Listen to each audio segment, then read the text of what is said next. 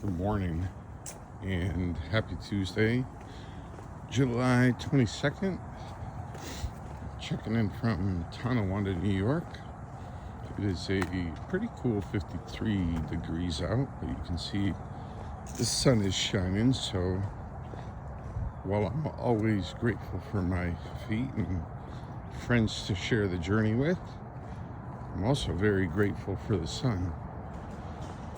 Because it's going to warm up and feel nice, kind of like a nice fall day. So I've actually lost track of which chapter of Peter Attia's Outlive that I'm on.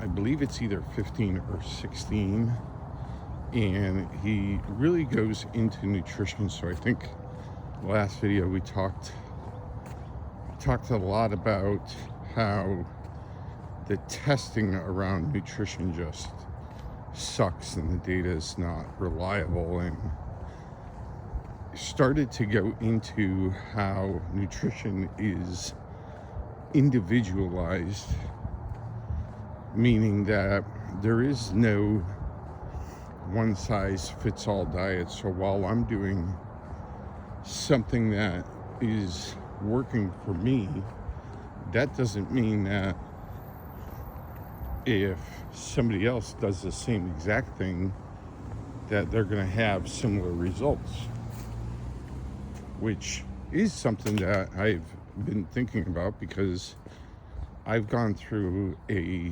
number of different programs over the years.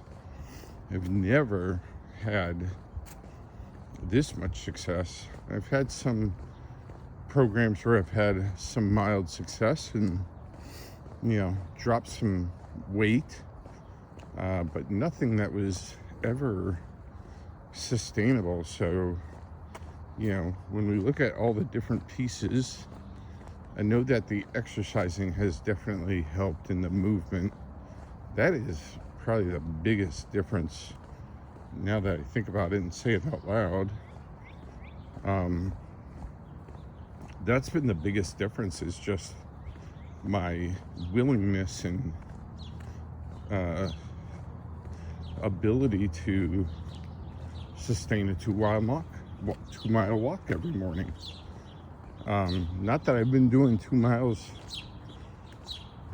in a walk for the past 5 months. However, I have been doing movement and getting a lot of steps in, so I know that has definitely been a game changer. I think having levels and having the data on how my glucose was responding was definitely a game changer for sure. I think that unlocked a lot of mysteries for me.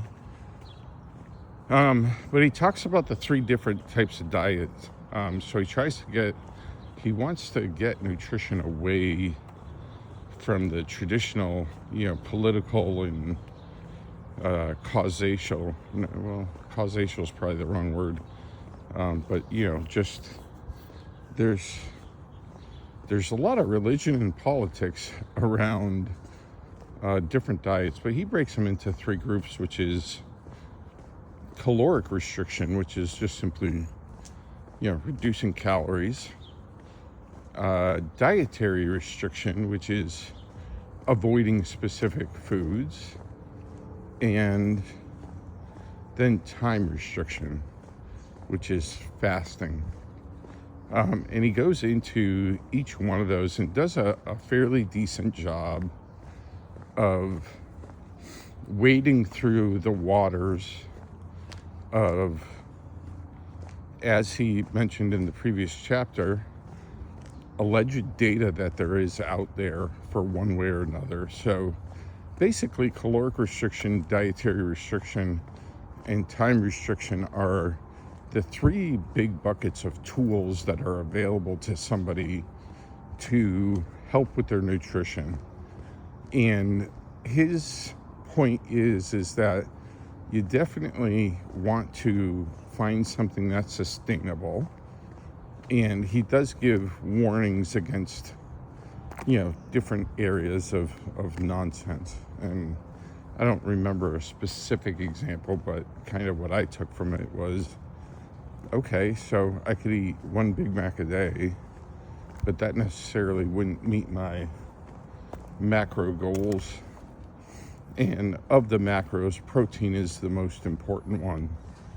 And certainly that doesn't mean that I can eat a diet of strictly carbs and sugar and be totally fine, because I had broken metabolic health. So that just, that wouldn't have worked for me. But there are people where they could probably do just fine without protein, though.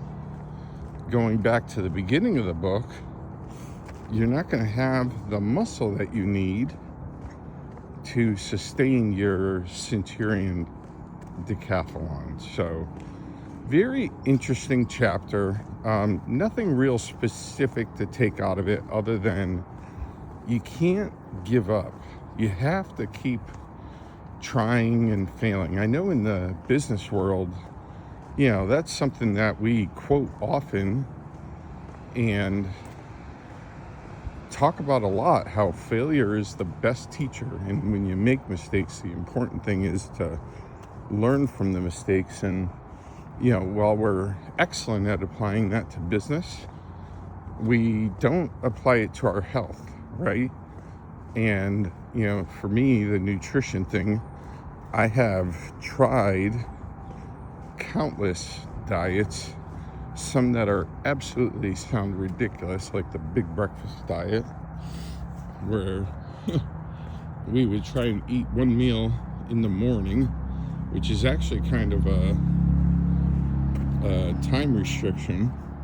I think it was one meal in the morning, or we just ate our biggest meal in the morning. So we would get up and make steak and then dessert, right? Which we know now is a terrible idea. You can't, especially for somebody who was probably diabetic while they were doing it.